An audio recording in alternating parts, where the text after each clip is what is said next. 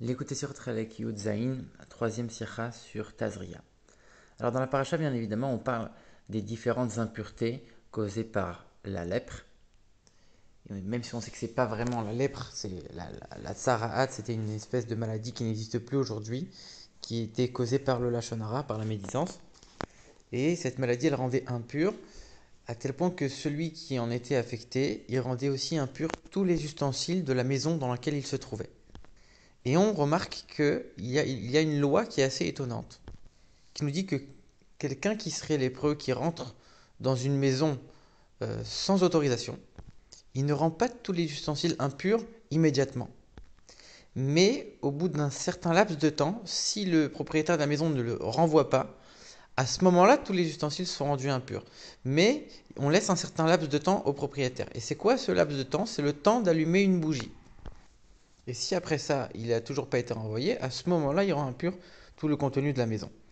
Pourquoi? Parce que peut-être que le propriétaire était occupé à allumer une bougie, et donc du coup, on attend qu'il termine son allumage pour pouvoir renvoyer le lépreux.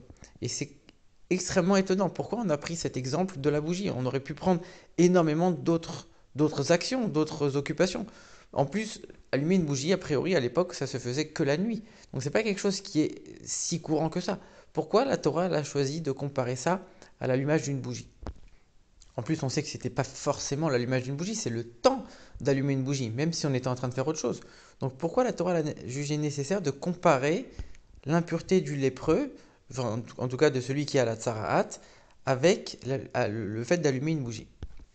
Et puis ce qui est assez étonnant aussi, c'est que finalement, allumer une bougie, c'est pas quelque chose qui est si dérangeant euh, au point euh, on puisse ne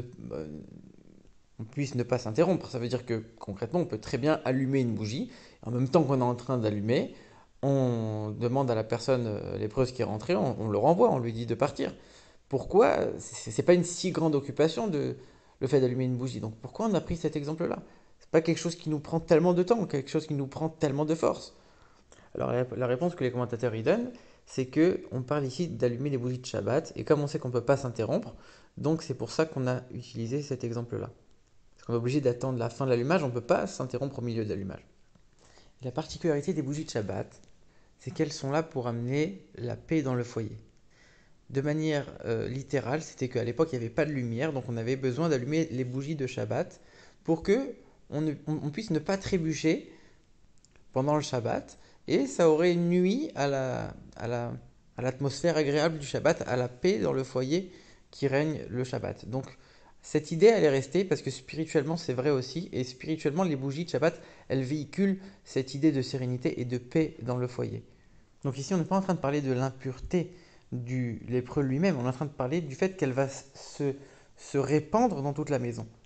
Et donc on met ça en opposition avec l'allumage des bougies de Shabbat pour nous dire que finalement l'allumage des bougies de Shabbat diffuse quelque chose de très pur dans la maison qui empêche à cette impureté de se répandre.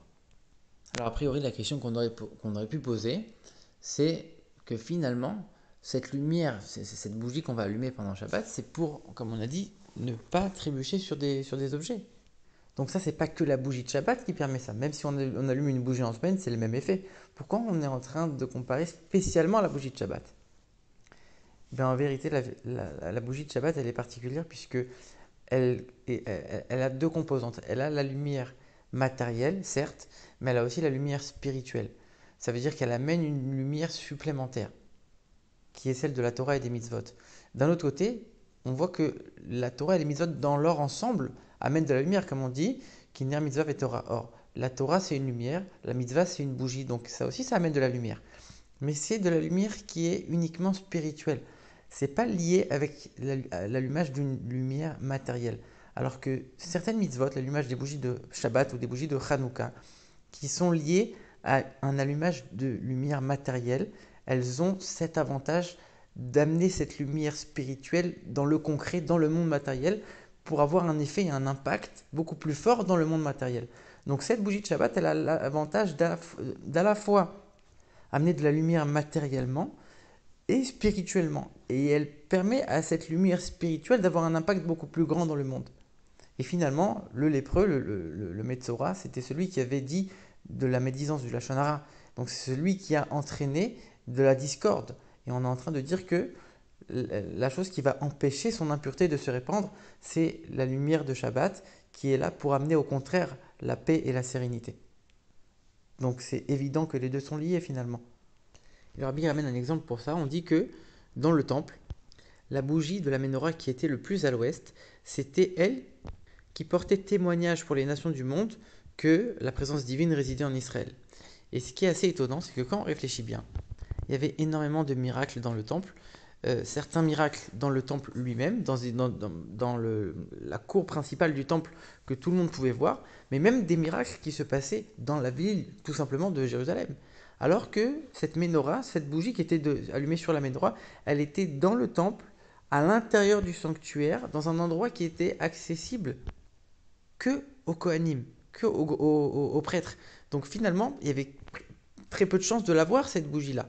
Donc pourquoi elle avait plus d'influence et elle témoignait de la présence divine sur le peuple juif plus que tous les autres miracles qui avaient lieu. Alors justement parce que cette bougie, c'était pas seulement de la lumière spirituelle, elle était aussi liée avec une lumière matérielle et donc de ce fait, elle avait un impact dans le monde matériel beaucoup plus fort, beaucoup plus grand. C'est pour ça qu'on dit que c'était elle qui témoignait de la présence divine qui résidait sur le peuple juif. Alors encore une fois, c'est vrai que toute la Torah et les mitzvot permettent d'amener la paix et la sérénité dans le monde. Pas seulement l'allumage des bougies de Shabbat. D'ailleurs, qu'est-ce que ça veut dire amener la paix dans le monde? Le Rabbi explique que le mot olam en hébreu, c'est le même mot que elem, le voile. Le monde, il voile la présence de Dieu. Le monde, il n'est pas en train de crier Dieu m'a créé. Et donc, il y a a priori une contradiction entre le monde d'un côté et Dieu de l'autre. Et la pratique de la Torah et des mitzvot permet de mettre en évidence le fait que le monde n'est que divinité et qu'on va réconcilier le monde et Dieu en quelque sorte. Donc ça accompli par n'importe quelle mitzvah de la Torah ou par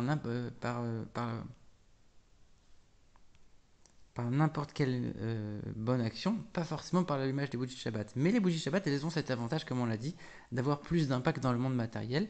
Et le Rabbi, il va plus loin en disant que si on a dit tout à l'heure que ça permet de ne pas trébucher sur des objets, l'exemple que la Torah donne, c'est ne pas trébucher sur un objet en bois ou en pierre. Et le bois et la pierre, ça fait écho à ce que la Torah nous dit de ne pas se prosterner devant des idoles de bois et de pierre. Ça veut dire que le fait de ne pas trébucher, c'est pas seulement ne pas trébucher physiquement, c'est aussi trébucher spirituellement. Ne pas s'égarer spirituellement dans les voies de l'idolâtrie. Et donc l'allumage des bougies de Shabbat, elle va nous permettre de nous maintenir dans le bon chemin spirituel en ayant un impact concret dans le monde, dans notre réalité spirituelle au jour le jour. C'est pour ça que l'impact est beaucoup plus grand. Et maintenant on comprend pourquoi on compare pourquoi on met en opposition l'impureté du lépreux avec l'allumage des bougies de Shabbat. L'impureté du lépreux, c'était une des impuretés les plus graves de la Torah, à tel point que le lépreux, il devait quitter tous les camps de la sainteté, le camp des Kohen, des Lévi, des Israël. Il devait être à l'extérieur de tous, et même parmi ceux qui étaient mis à l'écart à cause de leur impureté, il était encore plus loin. Il devait être tout seul, parce qu'il avait causé justement de la discorde entre les gens. Donc il devait être tout seul, il devait être à l'écart de tout le monde. Il était vraiment le dernier de la société. Et le Rambam, il nous dit que quelqu'un qui a parlé, qui a dit du lachon hara, qui a dit de la médisance, et qui du coup est devenu lépreux, le fait de dire de la médisance, ça amène petit à petit à parler contre Dieu et à remettre en cause les valeurs les plus fondamentales du judaïsme. Donc c'est pour ça que c'est si grave le lachon hara. Et par le fait d'allumer ces bougies de Shabbat, on va justement empêcher et contrer cette impureté, comme on vient de le voir justement en nous rappelant que c'est pas seulement ne pas trébucher matériellement, mais ne pas trébucher spirituellement, ne pas en arriver à parler contre Dieu et à empêcher cette impureté de se répandre. Et le père du rabbi va plus loin en comparant ça avec la purification du lépreux par le Kohen. Pas seulement qu'on va empêcher l'impureté de se répandre dans la maison, mais c'est comme si on allait purifier le lépreux, c'est-à-dire qu'on transforme quelque chose de mal en quelque chose de bien. Avec ces bougies de Shabbat, on va transformer l'obscurité de l'exil en une lumière très puissante. Et le rabbi, il en profite pour renforcer énormément la campagne d'allumage des bougies des jeunes filles, puisqu'on est dans une période de l'exil qui est très obscure, on a besoin de beaucoup plus de lumière. Et même si Auparavant, les jeunes filles n'allumaient pas, c'était que les femmes mariées qui allumaient. Aujourd'hui, c'est une bonne chose que les jeunes filles, même à partir de 3 ans, à partir de l'âge à partir duquel elles peuvent comprendre la mitzvah, elles doivent allumer les bougies avec la bénédiction afin d'amener encore et encore plus de lumière dans le monde. Et le rabbi précise, il dit qu'à l'époque, on sait que c'était les parents qui choisissaient les époux de leurs enfants. Et on sait que les bougies de Shabbat, c'est quelque chose qui aide à trouver des bons maris pour ses enfants, des bons maris pour ses filles, des bonnes femmes pour ses fils. Il dit, mais comme aujourd'hui, les filles, elles se fient plus à leur propre choix qu'au choix de leurs parents. C'est fini l'époque où c'était les parents qui décident. Maintenant, c'est plus seulement à la mère de prier et d'allumer les bougies de Shabbat. La fille elle-même, elle doit allumer sa propre bougie pour se donner du mérite et faire le bon choix afin de fonder le meilleur foyer possible. Et quand on voit qu'aujourd'hui, même dans les familles religieuses, les enfants ne suivent pas forcément le chemin des parents, il ne faut pas seulement que la mère allume, il faut aussi que la fille se sente aussi responsabilisée quelque part et habituée et amenée à faire les mitzvot de plus en plus tôt, justement pour garder cette lumière, amener plus de lumière et maintenir la flamme du judaïsme encore pendant plusieurs générations.